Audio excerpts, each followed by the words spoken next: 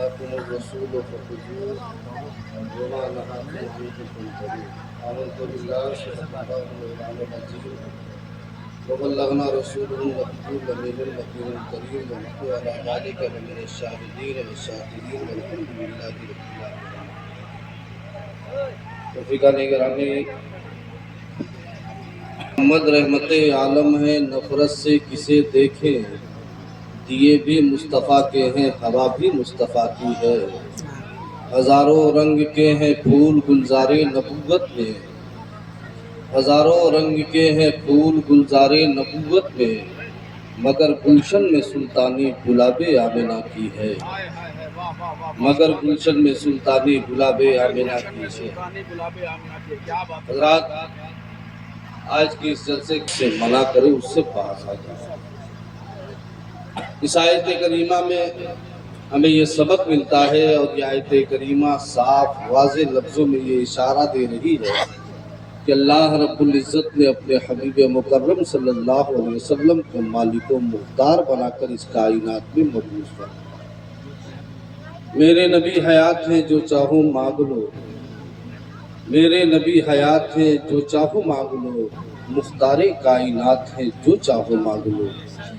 اس آیت کریمہ کے ضمن میں ایک حدیث پاک آپ حضرات کے سامنے کوٹ کروں گا، اور ذرا آپ آگے بڑھ کے دیکھیں کہ صحابہ کرام اللہ کے رسول صلی اللہ علیہ وسلم کو مالک و مختار مانتے تھے یا نہیں مانتے تھے. صحابہ کا عقیدہ کیا تھا؟ آج کے کچھ نام و نہاد کلمہ گو لوگوں نے آقا دو عالم صلی اللہ علیہ وسلم کے اختیارات و تصرفات سے نہ صرف انکار کیا بلکہ عام انسانوں کی صف میں لا کر کے کھڑا کر دیا ہے. مگر ہر زمانے کے علماء اولیاء ان باطل کشیوں کا دندہ شکن جواب دیا ہے، اور 14ویں صدی ہجری میں وقت کا ایک عظیم مرد مجاہد جسے دنیا اسلام شیخ الاسلام والمسلمین اعلیٰ حضرت عظیم البرکت کے نام سے یاد کرتی ہے، پوری امت مسلمہ کو اپنا یہ عقیدہ اور پیغام دیا ہے: میں تو مالک ہی کہوں گا کہ ہو مالک کے حبیب، میں تو مالک ہی کہوں گا کہ ہو مالک کے حبیب، میں تو مالک ہی کہوں گا کہ ہو مالک کے حبیب، یعنی محبوب و محب میں نہیں میرا تیرا، فرش والے تیری شوکت کا علو کیا جانے، فرش والے تیری شوکت کا علو کیا جانے، اس روا عرش پہ اڑتا ہے فریرا تیرا. حضرات گرامی، بخاری شریف کی حدیث پاک ہے. اس حدیث پاک کو حضرت جابر رضی اللہ تعالیٰ عنہ روایت کرتے ہیں. ان جابرین قال اتش الناس یوم الحدیبیہ ورسول اللہ صلی اللہ تعالی علیہ وسلم بین یدیہ رکعۃ فتوضؤ منها ثم اقبل الناس نحوه وقال رسول اللہ صلی اللہ تعالی علیہ وسلم ما لکم قالوا یا رسول اللہ لیس عندنا ماء نتوضؤ به ولا نشرب الا ما في ركعتك قال فوضع النبي صلى الله عليه وسلم يده في ركبة فجعل الماء يفور من بين أصابع كأمثال العيون قال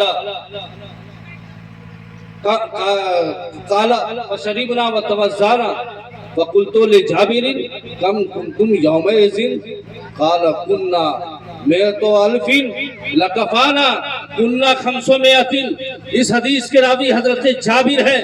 حضرت جابر بیان کرتے ہیں حدیبیہ کے موقع پر ہم رسول اللہ صلی اللہ علیہ وسلم کے ساتھ تھے، سارا لشکر پیاسا ہو گیا، پانی ختم ہو گیا، تمام جانور پیاس سے تڑپ رہے ہیں. آقا کریم صلی اللہ علیہ وسلم کے پاس پانی کا ایک چھاگل ہے. میرے آقا نے اس سے وضو فرمایا، اور جیسے ہی وضو فرمایا تھوڑا پانی بچا. صحابہ مصطفیٰ کی بارگاہ میں حاضر ہو گئے. یا رسول اللہ، ہمارے پاس پانی نہیں ہے، جانور بےتاب ہے، صحابہ پریشان ہے، نہ وضو کے لیے پانی ہے نہ پینے کے لیے پانی ہے. آقا کریم صلی اللہ علیہ وسلم نے اپنا دستے مبارک اسی پانی کے چھاگل میں ڈال دیا. صحابہ کہتے ہیں ہم نے دیکھا جیسے ہی مصطفیٰ جان رحمت نے اپنا دستے مبارک اس پانی کے چھاگل میں ڈالا ہے تو میرے آقا کی انگلیوں سے پانی چشمے کی طرف پھوٹ پھوٹ کر نکلنے لگا. صحابہ کہتے ہیں ہم نے پانی پیا بھی اور وضو بھی بنایا. اب حضرت جابر سے پوچھا گیا آپ حدیبیہ کے مقام پر کتنے لوگ تھے؟ تو حضرت جابر کہتے ہیں عقیدہ دیکھو، کہتے ہیں ہم 1,00,000 بھی ہوتے تو وہ پانی کافی ہو جاتا، وہاں تو ہم صرف 1500 کی تعداد میں تھے۔ عزیزان ملت اسلامیہ، یہ میرے آقا کے اختیارات ہیں، یہ میرے آقا کے تصرفات ہیں، لیکن تصورات کے عالم میں سوال کرو، یا رسول اللہ آپ نے اپنی انگشت مبارک سے پانی کیوں نکالا؟ آپ زمین کو حکم دیتے، زمین سینہ پھاڑ کے پانی کے چشمے ابال دیتی، آپ پہاڑوں کو حکم دے دیتے، پہاڑ پانی کے چشمے بہا دیتا، لیکن آپ نے اپنی انگشت مبارک سے پانی کا چشمہ کیوں نکالا؟ حضرات گرامی، بڑا خاموش سا جواب آپ کو ملے گا۔ تاریخ پڑھو، تاریخ کا مطالعہ کرو، آپ کو معلوم ہوگا اس سے پہلے زمین سے پانی نکل چکا ہے، اس سے پہلے پہاڑوں سے پانی نکل چکا ہے۔ حضرت موسیٰ علیہ السلام کی قوم نے جب حضرت موسیٰ علیہ السلام سے پانی مانگا تھا، اللہ کے مقدس کلیم نے اپنے عصا کو پتھر پہ مارا تھا تو 12 چشمے جاری ہو گئے تھے۔ تاریخ اور آگے بڑھی، حضرت اسماعیل نے جب اپنی ایڑیوں کو رگڑا تھا تو ایک چشمہ جاری ہوا تھا جسے دنیا آب زمزم کہتی ہے۔ تو اس سے پہلے پہاڑوں سے پانی نکل چکا ہے، اس سے پہلے زمین سے پانی نکل چکا ہے، تو کہتا ہو جو پہاڑوں پر لاٹھی مار کر چشمہ جاری کرے اسے تو موسیٰ کلیم اللہ کہتے ہیں، اور جو ایڑیاں لگا کر چشمہ جاری کرے اسے اسماعیل ذبیح اللہ کہتے ہیں، مگر جو انگشت مبارک سے چشمہ جاری کرے اسی کو تو محمد رسول اللہ کہتے ہیں۔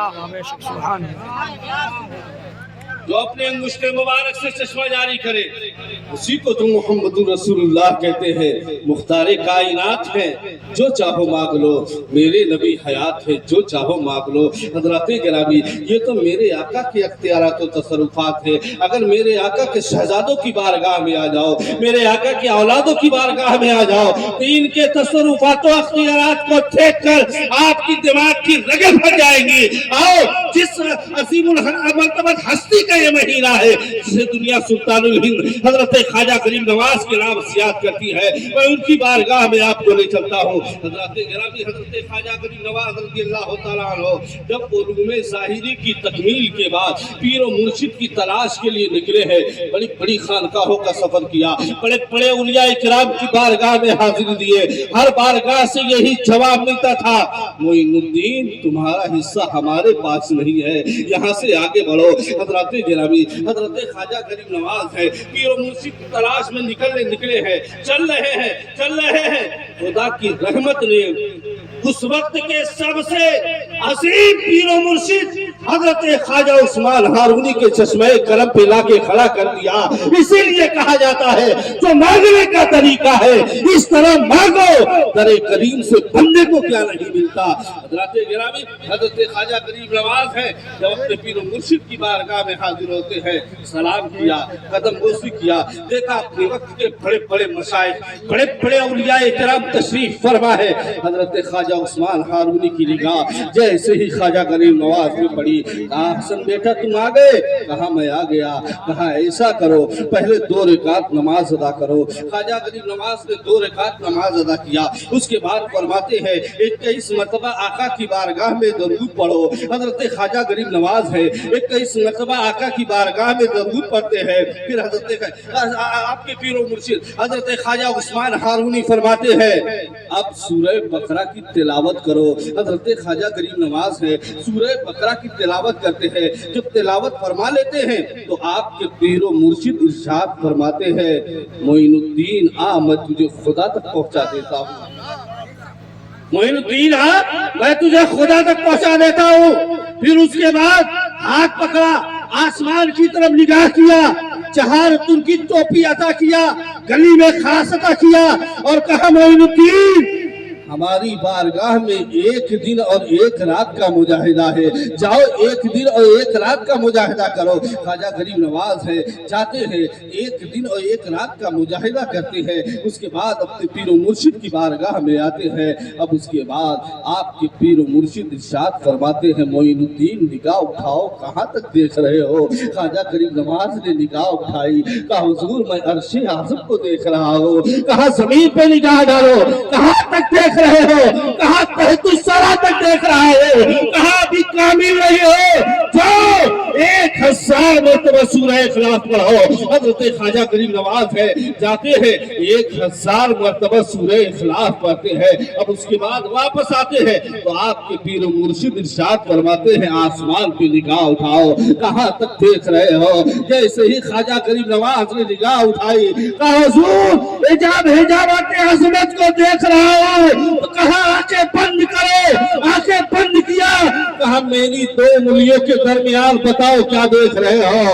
اللہ اکبر. جیسے ہی خواجہ غریب نواز نے اپنے پیر و مرشد کی 2 انگلیوں کے درمیان دیکھا کہا حضور آپ کی 2 انگلیوں کے درمیان میں 18,000 عالم دیکھ رہا ہوں. ذرا اندازہ لگائیے